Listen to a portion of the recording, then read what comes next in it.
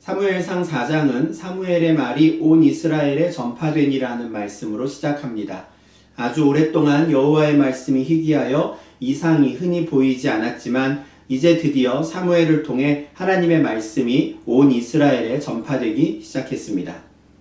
그런데 안타까운 것은 이스라엘이 평화롭게 그 하나님의 말씀을 들을 수 있는 시간이 아주 짧았다는 것입니다. 왜냐하면 블레셋과의 전쟁이 다시 시작되었기 때문입니다. 이스라엘 백성들이 가나안 땅에 들어와 살았던 지난 350년의 시간은 전쟁의 시간, 또 전쟁의 역사였다라고 해도 과언이 아닙니다. 가나안 땅에 들어선 순간부터 그들은 그곳에 살고 있던 7 족속들과 끊임없이 전쟁을 해야 했습니다. 가나안 땅 정복이 끝난 이후에는 국경을 맞대고 있던 모든 나라, 모든 민족들과 계속해서 전쟁을 해야 했지요. 그래서 여호수아서와 사사기를 보면 그 내용은 온통 전쟁에 관한 기록들입니다. 마지막 사사라고 할 수 있는 사무엘의 시대도 마찬가지입니다. 그의 시대에도 블레셋과의 전쟁이 시작되었습니다. 블레셋은 이스라엘 남서쪽 지중해변에 있던 국가였습니다. 국가라고 말씀드리긴 했지만 지금과 같은 이런 하나의 단일 국가는 아니었고 그 지역에 있던 여러 도시 국가들이 하나로 연맹을 이루어서 연합체를 구성해서 만들어진 국가였습니다. 이렇게 구성된 블레셋이 이스라엘을 공격했을 때 이스라엘 군대는 에베네셀에 나가 그곳에 진을 쳤다라고 합니다. 블레셋 사람들이 아벡에 진을 쳤기 때문에 그 맞은편 에베네셀로 나가서 맞선 것이죠. 그런데 이 전쟁은 블레셋의 승리로 쉽게 끝납니다. 2절을 보면 전쟁에 대한 세부적인 설명도 없이 전열을 벌여 싸웠더니 이스라엘이 패했다라고만 말씀합니다. 전쟁은 싱겁게 끝났습니다. 반면에 이스라엘이 입은 피해는 아주 막대했지요. 이스라엘 군인들이 4,000명이나 전사했습니다. 완패를 당한 것입니다. 전쟁에 크게 패한 이 군사들이 진영으로 돌아오자 진영에 있던 이스라엘의 장로들은 대책회의를 엽니다. 장로들은 여호와께서 어찌하여 우리에게 오늘 블레셋 사람들 앞에서 패하게 하셨는가 라고 탄식하며 회의를 시작합니다. 이와 같은 탄식에는 2가지 의미가 담겨 있습니다. 첫째는 하나님에 대한 원망이 있습니다. 하나님 왜 이렇게 하셨습니까? 하는 것이죠. 이스라엘은 하나님의 백성들이고 하나님은 이스라엘의 하나님이신데 왜 우리가 이런 처지가 되도록 가만히 계십니까? 하는 겁니다.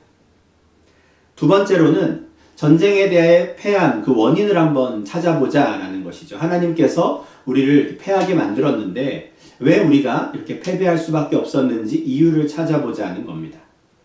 그리고 그들이 찾은 그 이유가 3절 하반절에 나오는데요. 여호와의 언약궤를 실로에서 우리에게로 가져다가 우리 중에 있게 하여 그것으로 우리를 우리 원수들의 손에서 구원하게 하자입니다. 이 회의의 결론이지요. 이 내용을 보면, 결론을 보면 그럼 이 사람들은 설마 여호와의 언약궤가 자신들과 너무 멀리 떨어져 있어서 패배했다고 생각한 건가 하는 그런 생각을 하게 만드는 결론인데요. 근데 이 9절 자체만 보면 이들은 진짜 그렇게 생각한 것 같습니다. 그것으로 우리를 우리 원수들의 손에서 구원하게 하자라고 하거든요. 여기서 말하는 그것은 여호와의 언약궤입니다. 그러니까 언약궤가 오면 그 언약궤가 우리를 구원해 줄 것이다 라고 말하는 것이죠. 지금 우리가 진 것은 여호와의 언약궤가 없어서다 라고 판단한 겁니다. 그래서 장로들은 곧장 언약궤가 있는 실로에 사람을 보냅니다. 언약궤를 가지고 오게 한 것이죠. 그러나 언약궤는 아무나 손댈 수 없고 오직 레위 지파의 제사장들만이 운반할 수 있습니다. 그래서 엘리의 2 아들로서 그 제사장 역할을 하고 있던 홈니와 비느하스가 언약궤를 메고 진영으로 옵니다.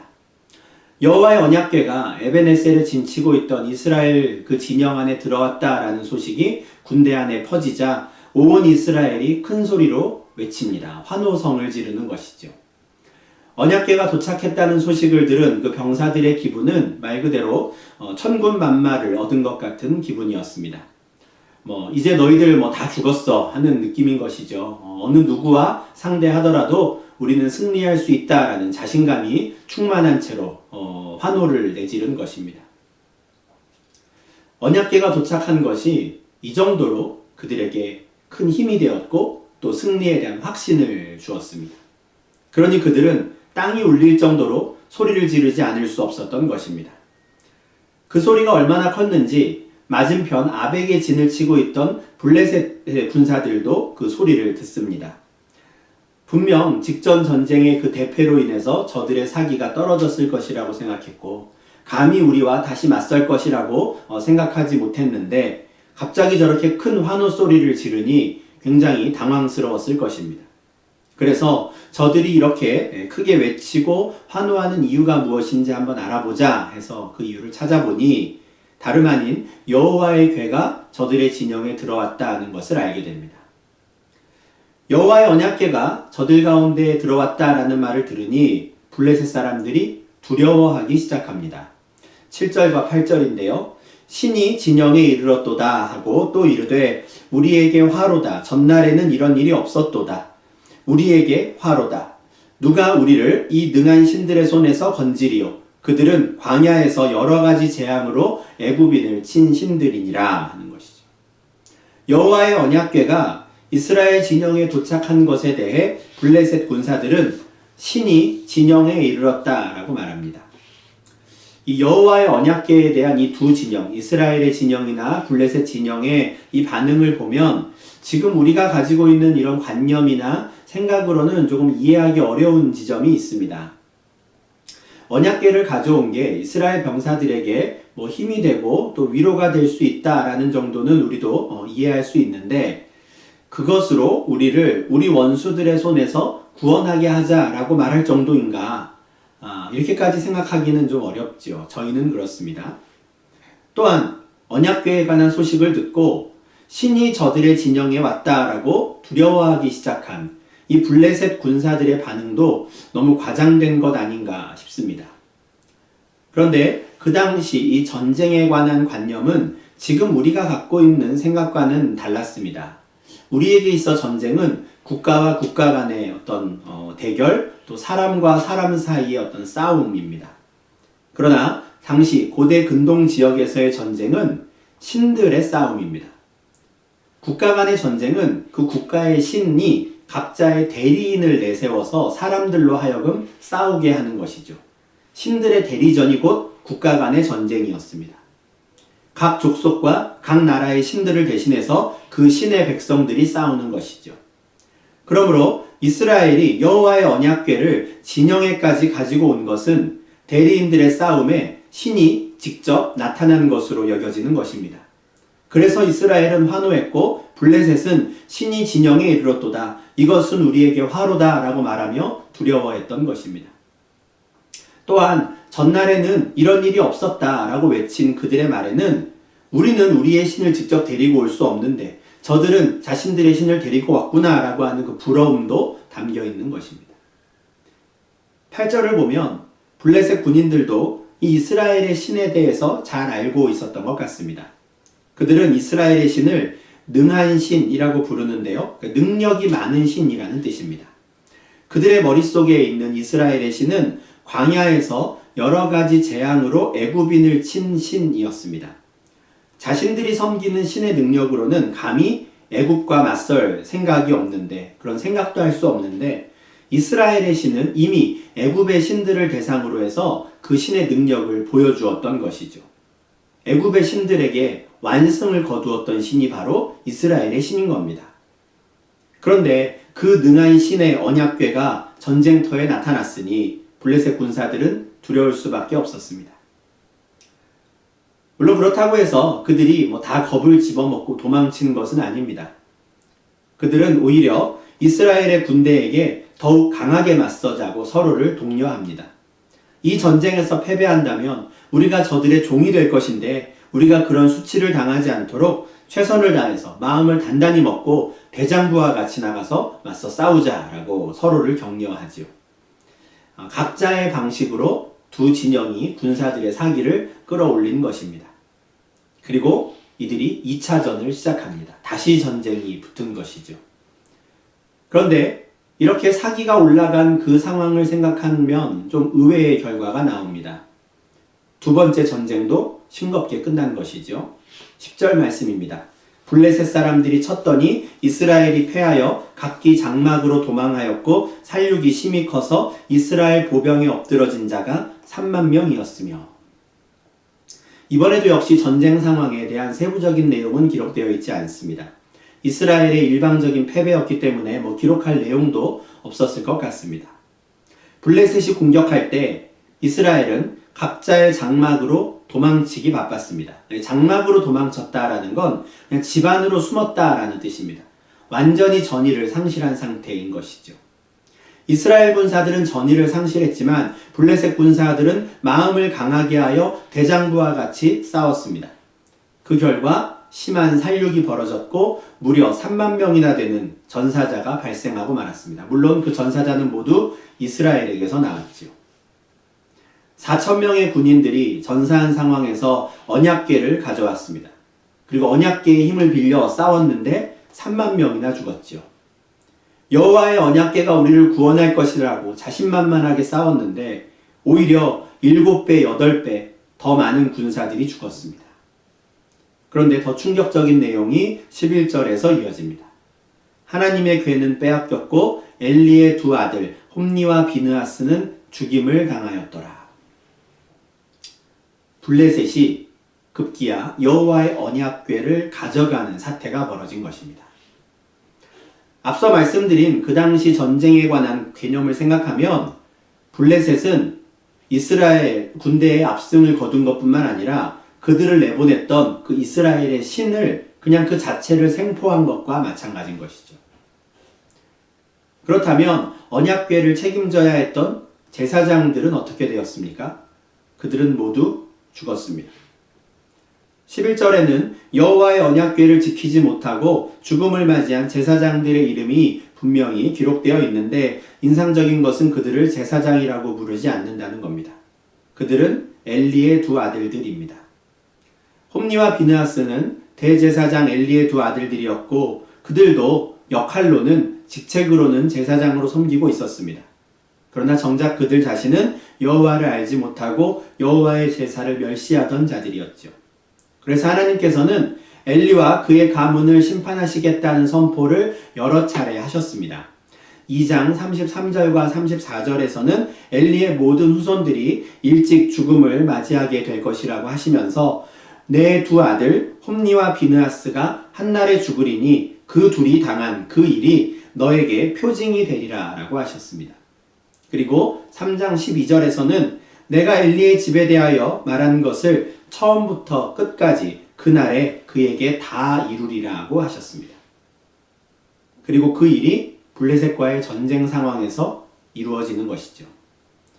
블레셋에게 여호와의 하나님의 언약궤를 빼앗긴 바로 그날 홈니와 비느하스는 죽음을 맞이합니다.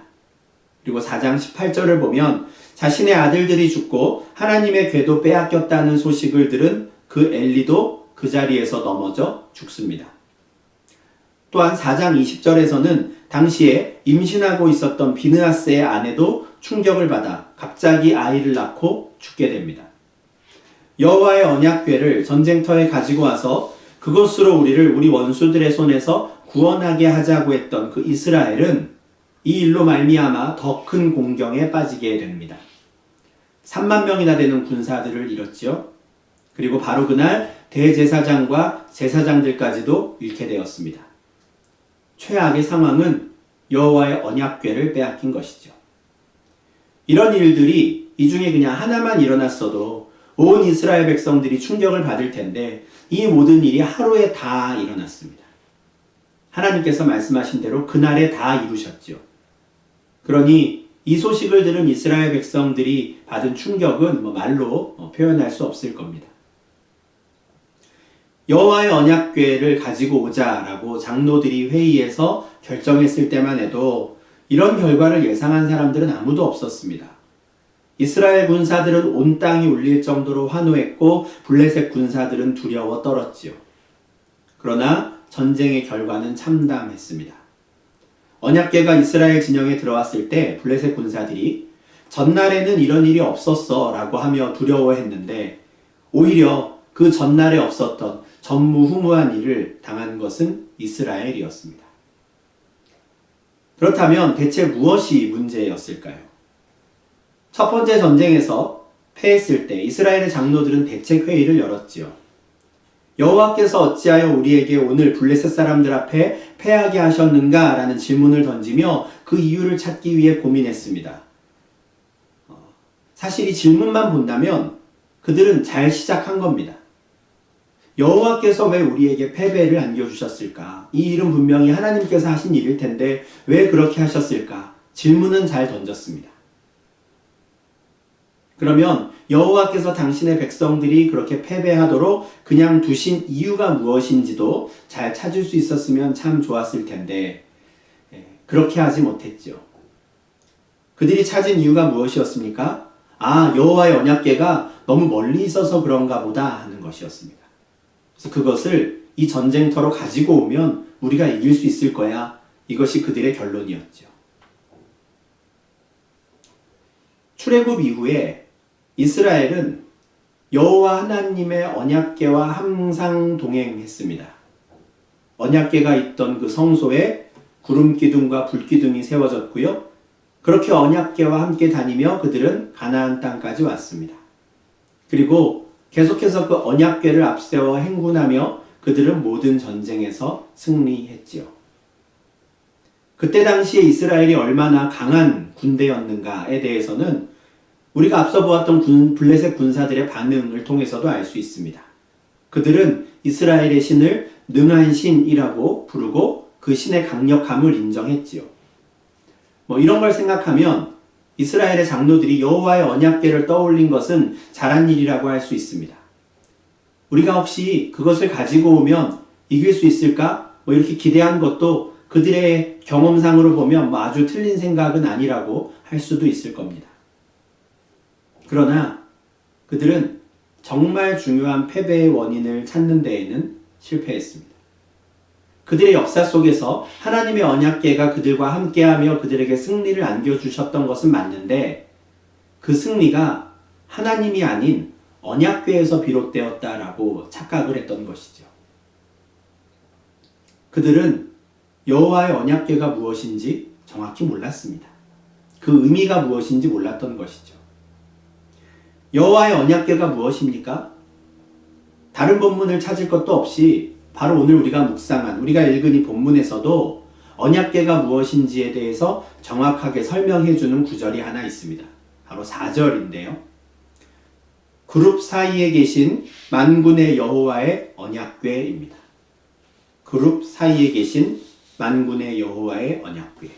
이게 바로 여호와의 언약궤의 본래 의미입니다. 이 의미에 대해서는 우리가 출애굽기 25장 10절부터 22절 말씀을 좀 참고하면 좋겠는데요. 하나님께서 이 언약궤를 어떻게 만들면 되는지, 그리고 이것을 왜 만들라고 하시는지 그 이유를 이 본문에서 설명하셨기 때문입니다. 출애굽기 25장 말씀을 보면 언약궤는 조각목으로 만든 큰 나무 상자입니다. 나무로 커다란 상자를 만들고 궤를 만들고 그것을 순금으로 싸게 하시죠. 그것을 증거궤 또는 언약궤라고 부르십니다. 그 상자 안에는 증거판이 들어있기 때문에 증거궤인데 곧 모세가 시내산에서 받은 그 십계명 돌판을 넣으라고 하십니다. 그리고 그 상자의 덮개에는 속죄소라고 하는 다른 이름을 붙여주십니다. 언약궤는 그 상자고 그 상자를 덮는 덮개가 속죄소입니다. 그리고 그 속죄소 덮개 위에는 그룹이라고 하는 상징물 둘을 금으로 만들어 붙이게 하시죠. 이 그룹은 천상의 피조물입니다. 영적인 존재들인데 날개가 달려 있어서 여호와 하나님 주변을 맴돌며 시종을 드는 그 생물들이지요. 하나님께서는 앞으로는 그 언약궤의 덮개 위에 상징물로 세워둔 그 두 그룹 사이에서 이스라엘 자손에게 말씀하시겠다라고 출애굽기 25장 22절에서 말씀하십니다. 이것이 그들에게 언약궤를 주신 이유이고 목적이었죠. 다시 말해서 언약궤는 이스라엘이 하나님의 백성임을 상징하는 그 율법이 적혀있는 증거판을 보관하는 도구였습니다. 또한 아울러 동시에 하나님께서 당신의 백성들에게 말씀하시는 장소이기도 했습니다. 언약궤가 하나님의 임재를 상징하는 것은 사실이지만 그것은 그 자체로 어떤 특별한 능력이 있거나 효험이 있는 게 아닙니다. 그것은 그냥 나무 상자이지요. 다만 그것을 하나님께서 당신의 백성들에게 말씀하시는 장소로 선택하신 겁니다. 그러나 이스라엘 장로들은 언약궤를 그렇게 생각하지 않았습니다. 그들은 이 언약궤를 전쟁의 수호신으로 생각했습니다. 부적처럼 생각하는 것이죠. 전쟁에서 패한 후에 여호와의 언약궤를 떠올렸을 때 장로들이 했어야 하는 일은 당장 사람들을 보내서 그 언약궤를 전쟁터로 가지고 오는 게 아니었습니다. 백성들의 지도자라고 하는 그들이 언약궤가 있는 실로로 달려갔어야 합니다. 그리고 그 언약궤 위에 있는 그 그룹들 사이에서 말씀하시는 여호와 하나님의 말씀에 귀를 기울여야 했지요. 그러면 하나님께서 왜 앞선 전쟁에서 패할 수밖에 없었는지 그 이유를 알려주셨을 겁니다. 더구나 그때는 사무엘을 통해서 온 이스라엘에 여호와 하나님의 말씀이 선포되기 시작한 때였습니다. 그러므로 만약 그들이 진심으로 하나님의 말씀을 듣고자 했다면, 하나님께서 그들에게 패배하게 하셨던 그 이유를 알고자 했다면 그들은 사무엘을 통해서도 그 이유를 들을 수 있었을 겁니다. 그러나 그들은 그렇게 하지 않았습니다. 그들은 언약궤의 의미를 몰랐고 자신들이 하나님의 언약 백성인 것도 잊었습니다. 그들은 마치 자신들에게 여호와의 언약궤를 이용할 수 있는 권리가 있는 것처럼 생각했습니다. 하나님의 약속과 하나님의 임재, 하나님의 능력을 자신들의 승리를 위한 도구 정도로 여긴 것이죠.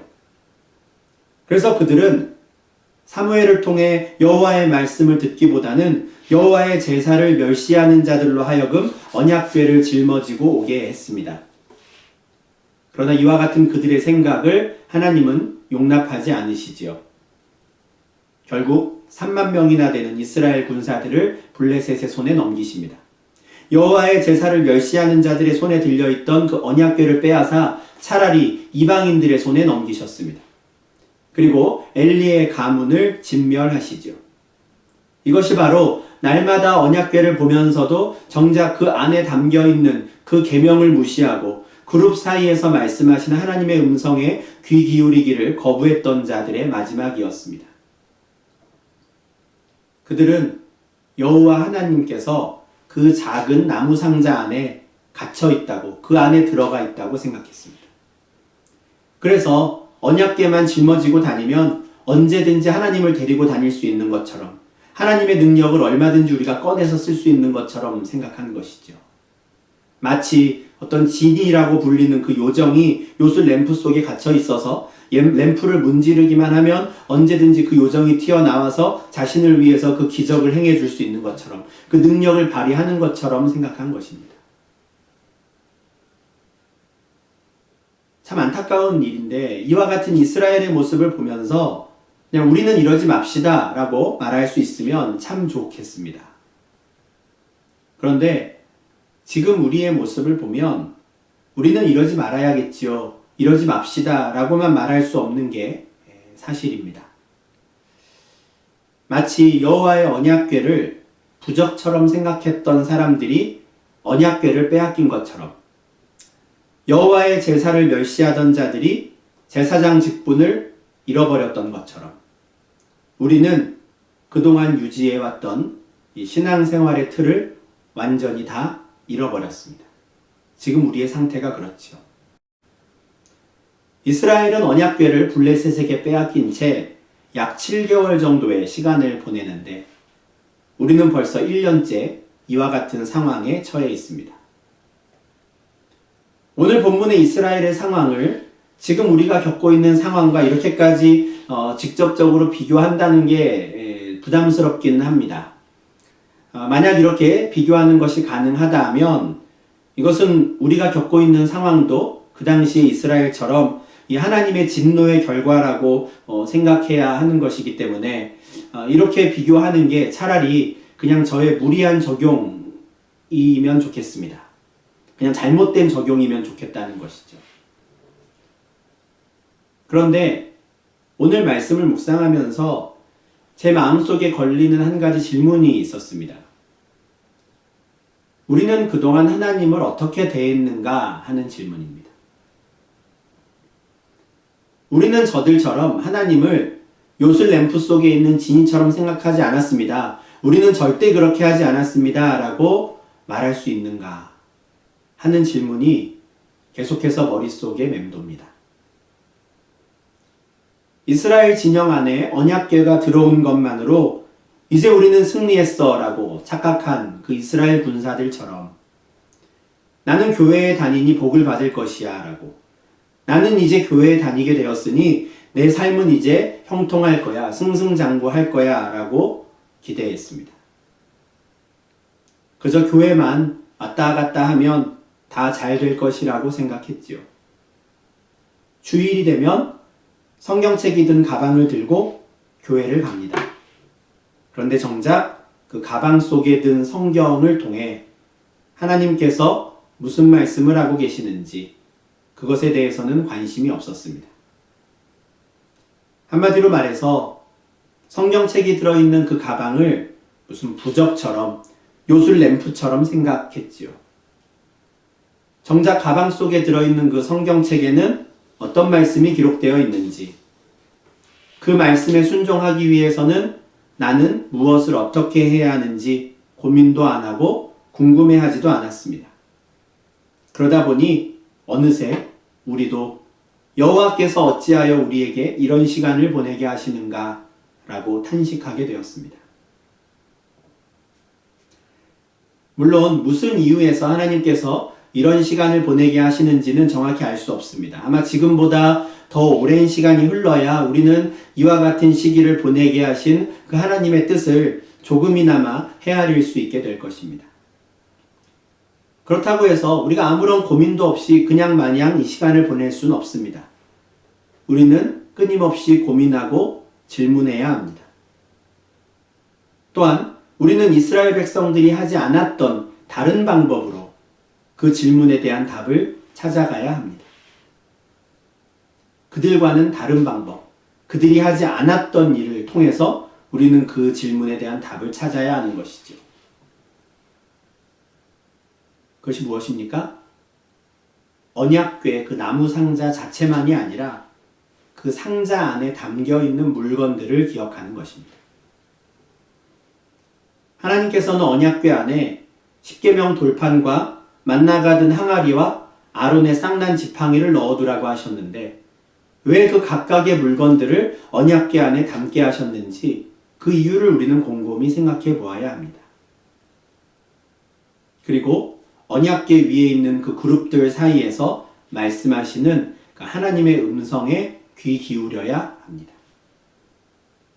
아, 하나님이 우리를 인도하시는 분이었지. 아, 하나님이 우리에게 먹을 것을 주시는 분이었지. 아, 우리는 하나님의 언약 백성이었지 하는 것을 기억해야 하는 것입니다. 비록 당분간은 여전히 성경책이 든 가방을 들고 교회를 찾아갈 수는 없을 겁니다. 그러나 원래부터 하나님은 그 교회 건물에 갇혀 계신 분이 아니었습니다. 하나님께서는 교회 건물을 통해 말씀하지 않으시고 성경을 통해 당신의 백성들에게 말씀하십니다. 더 이상 성경책을 가방 속에 가두지 마십시오. 어쩌면 벌써 1년째 가방 속에만 들어있는 그 성경책을 꺼내어 읽으실 수 있기를 바랍니다. 그리고 바로 그 성경을 통해 우리에게 말씀하시는 그 하나님의 음성에 귀를 기울이시는 언약의 백성들이 되시기를 간절히 소망합니다. 그래야 우리의 마지막은 여호와를 모르고 여호와의 제사를 멸시했던 저들의 마지막과 다를 수 있습니다. 하나님은 우리에게 승리를 가져다주는 어떤 부적이나 수호신이 아닙니다. 하나님은 우리의 창조자이시며 구원자이시며 우리의 주인이십니다. 그렇다면 오히려 도구가 되어야 하는 쪽은 우리입니다. 우리가 하나님의 뜻에 합당하게 움직이는 도구가 되어야 하는 것이지 하나님을 우리의 도구로 삼으려고 해서는 안 되는 것입니다. 우리의 삶의 방식이나 신앙생활의 형식이 어떻게 달라지든지 그것에 관계없이 날마다 주의 말씀에 귀 기울이시는 성도님들이 되시기를 간절히 소망합니다. 언약궤 안에 담겨있는 그 본질을 놓치지 않는 저희가 되어야 하겠습니다. 그래서 우리는 이 시대에도 하나님의 마음을 알고 하나님의 뜻을 헤아려 날마다 이 땅 가운데 주님의 뜻을 이루어가는 참된 언약의 백성들이 될 수 있기를 주님의 이름으로 축원합니다. 기도하겠습니다. 하나님 아버지 감사합니다. 오늘 말씀을 통하여 우리의 현재의 모습을 다시 한번 돌아보게 하시니 감사를 드립니다. 전쟁에 패배하였던 이스라엘은 여호와의 언약궤가 자신들을 구원할 것이라고 하였습니다. 지금 이 시기에 우리는 무엇에 구원의 소망을 두고 있습니까? 하나님 우리를 살펴보게 하시고 우리의 삶을 돌아보게 하여 주시옵소서. 우리가 헛된 것을 우리의 구원의 소망으로 삼지 않게 하시며 우리의 구원자는 우리의 창조자이신 여호와 하나님밖에 없음을 다시금 알게 하시고 그분께서 우리에게 오늘날 무엇이라 말씀하시는지 귀 기울이는 주의 백성들 되게 하여 주시옵소서.